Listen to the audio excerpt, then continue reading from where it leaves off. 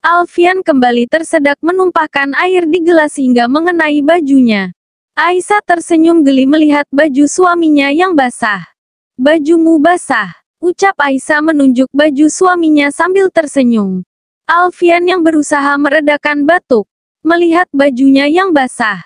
"Iya, kamu benar, basah." Alfian memegang bajunya. "Aku harus ganti baju." Alfian melihat istrinya. Tanpa diduga dia langsung membuka baju di hadapan Aisyah. Aisyah tersentak kaget melihat suaminya tiba-tiba membuka baju di hadapannya. Kini Alfian berdiri di depannya dengan bertelanjang dada. Alfian berjalan menghampirinya, hingga membuatnya refleks mundur sambil melihat dada suaminya yang bidang dan berotot. Aisyah tak lagi bisa mundur karena di belakangnya sudah ada kulkas. Namun suaminya tetap berjalan mendekatinya hingga akhirnya Alfian sudah berdiri tepat di hadapannya. "Oh iya, malam ini," ucap Alfian sambil menatap wajah istrinya lekat. Aisyah berusaha untuk tidak menunjukkan ketakutannya.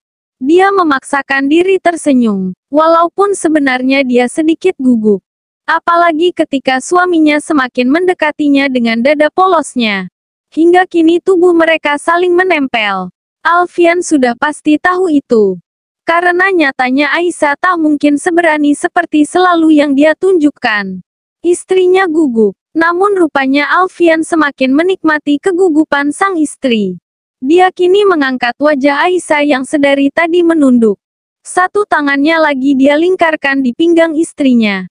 Merengkuhnya ke dalam pelukannya. Kedua wajah mereka kini saling menatap. Alfian semakin mendekatkan wajahnya hingga kini hidung mereka saling beradu. "Apa kamu sudah siap?" tanya Alfian lembut. Aisyah langsung mengangguk pelan.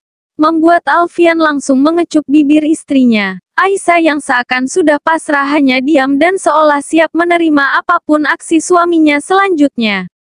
Dan benar saja, Alfian langsung menggendongnya. Tanpa banyak bicara dia membawa istrinya memasuki kamar. Artinya, dengan nama Allah yang Maha Tinggi lagi Maha Agung. "Tuhanku, jadikanlah ia keturunan yang baik bila kau takdirkan ia keluar dari tulang punggungku. Tuhanku, jauhkan aku dari setan, dan jauhkan setan dari benih janin yang kau anugerahkan padaku." Alfian memulai dengan mencumbu dan mencium istrinya dengan lembut. Aisyah yang telah menyerahkan seluruh hak suaminya atas dirinya berusaha melakukan kewajibannya sebagai seorang istri dengan melayani suaminya sepenuh hati. Membiarkan Alfian menguasai tubuhnya sesuka hati. Di malam itu, dua insan sedang terlena dalam kenikmatan dunia. Memadukan cinta dan tubuh mereka. Saling berbagi rasa, mengungkapkan cinta namun bukan sekedar untuk melepas syahwat semata. Tidak lain karena mengejar pahala dengan niat ibadah kepadanya. Di akhir pergumulan panas mereka, Alfian mengakhirinya dengan mencium kening istrinya. "Aku mencintaimu, sangat mencintaimu bidadari surgaku." Pagi hari, Aisyah yang sedang memasak kaget ketika tiba-tiba Alfian memeluknya dari belakang. Suaminya itu melingkarkan tangan di pinggangnya dengan erat, sambil menciumi leher dan rambutnya yang masih basah. "Duduklah, makanan sebentar lagi siap. Kenapa pagi sekali sudah masak?" "Loh, bukannya hari ini kerja?" "Tidak." Alfian melepaskan pelukannya. Memutar tubuh istrinya agar menghadap padanya. "Aku mengambil cuti." Alfian tersenyum sambil merengkuh tubuh istrinya ke dalam pelukannya. "Cuti?" Alfian mengangguk sambil memegang dagu Aisyah. "Kita akan bulan madu, ke tempat yang indah," ucapnya sambil kemudian mengecup bibir istrinya. "Bulan madu? Kemana? Kamu mau kemana?" Aisyah membalikkan tubuhnya. "Harus membalikkan masakannya. Aku tidak mau kemana-mana." Alfian kaget. "Kenapa?" Aisyah kembali membalikkan tubuhnya. Melihat suaminya. "Tempat paling indah buatku adalah di dalam pelukanmu. Dan kamu tahu, hanya diam saja asal itu bersamamu terasa sangat nyaman bagiku. Aku sudah bahagia walaupun hanya itu duduk pojokan kursi sana. Kita tidak perlu kemanapun. Kita akan berbulan madu di sini saja." Aisyah mengecup bibir suaminya. Alfian tersenyum bahagia. 3 hari kemudian, Alfian sudah kembali bekerja mulai hari ini. Aisyah terkejut karena tiba-tiba Anita datang ke rumahnya. Rupanya Anita yang selama ini memantau kasus penganiayaan kakaknya membawa berita yang cukup mencengangkan. Berita itu dia dapatkan dari temannya yang seorang polisi, yang juga kebetulan menangani kasus penganiayaan Lela. Amar menyangkal semua tuduhan yang dilayangkan padanya. Anita melihat Aisyah dengan serius. Aisyah kaget. Amar dan kuasa hukumnya bersikeras jika dia bukan pelakunya. Mereka menuduh kakakmu telah memfitnahnya, mengatakan jika lukanya diakibatkan oleh orang lain. Lanjut Anita lagi dengan kesalnya. Orang lain? Siapa maksudnya? Aisyah penasaran. Apa kakakmu pernah cerita jika ada seseorang yang telah membantunya kabur dan membelikannya tiket pesawat untuk pulang ke Indonesia?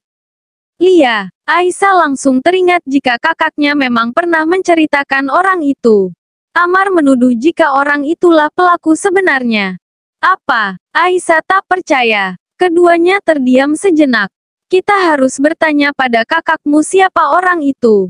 Anita kembali melihat Aisyah. Aisyah mengangguk. Setelah itu mereka segera menelepon Lela, menanyakan perihal orang yang telah membantunya waktu itu. Namun Lela justru tak mengetahui namanya, yang dia tahu jika orang itu adalah tetangganya. Aku tidak tahu siapa laki-laki itu. Bahkan namanya dan wajahnya pun aku tidak tahu. Yang kuingat waktu itu, sewaktu aku habis dipukuli suamiku, dan suamiku pergi untuk ke kampus. Orang itu mengetuk pintu rumahku. Tanpa masuk ke dalam rumah dia memberikan aku uang dan tiket pesawat. Dan menyuruhku untuk segera pergi. Lela menceritakan semuanya. Mendengar itu Aisyah dan Anita terlihat putus asa. Suamimu pasti sudah tahu mengenai hal ini. Pengacara pasti sudah memberitahunya. Kenapa sepertinya kamu tertarik sekali sama kasus ini? Tanya Rika, teman polisi Anita. Ketika keduanya makan siang bersama di kafetaria dekat dengan kantor polisi. Aku juga tidak tahu. Aku juga merasa heran, biasanya aku tidak mau ikut campur urusan orang. Terus, setahuku mereka bukan siapa-siapamu. Bahkan kamu bilang jika korban adalah kakak kandung dari wanita yang merebut Alfian darimu. Anita mengangguk. Mungkin kata-katanya harus diganti. Bukan merebut, tapi lebih tepatnya memang Alfian bukan jodohku. Rika tersenyum senang. Aku senang kamu sudah legowo. Kenapa aku sangat tertarik? Aku hanya merasa iba melihat seorang wanita disiksa dan dianiaya seperti itu.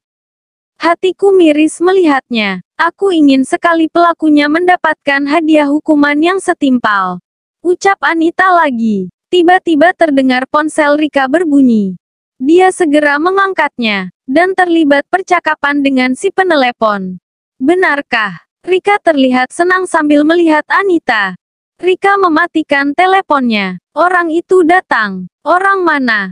Orang yang sudah menolong korban.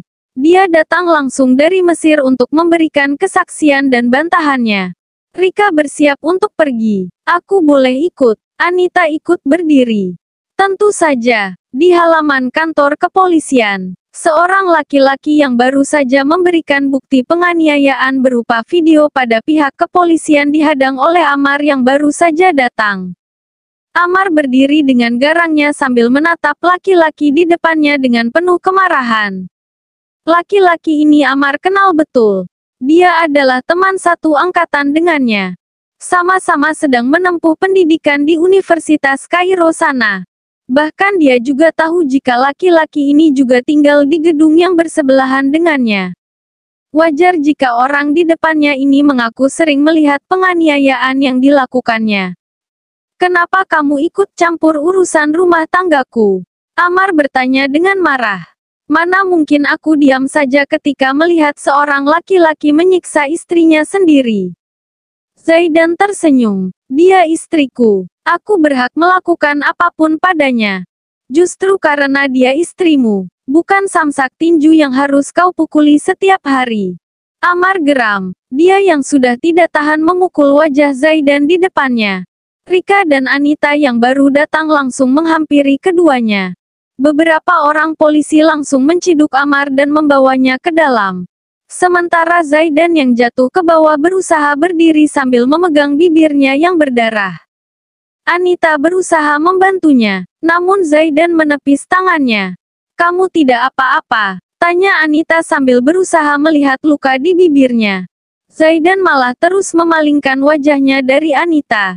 "Kamu tidak apa-apa?" tanya Anita lagi, heran melihat lelaki di depannya terus membuang muka darinya. "Saya baik-baik saja," jawab Zaidan sambil mengambil tasnya. "Jadi kamu orang yang sudah menolong. Lela, kamu tahu aku senang sekali akhirnya kamu datang dan memberikan bukti penganiayaan itu pada polisi."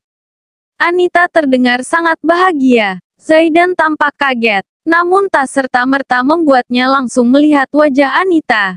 "Kamu mengenalnya?" tanyanya sambil menyeka luka di bibirnya. "Siapa? Lela?" tanya Anita. "Lia, aku mengenalnya. Apa dia temanmu?" tanya Zaidan sambil berjalan. Anita mengikuti di belakangnya. "Lia bisa dibilang seperti itu. Kenapa dia bisa berteman dengan wanita sepertimu?" tanya Zaidan yang langsung membuat Anita menghentikan langkahnya.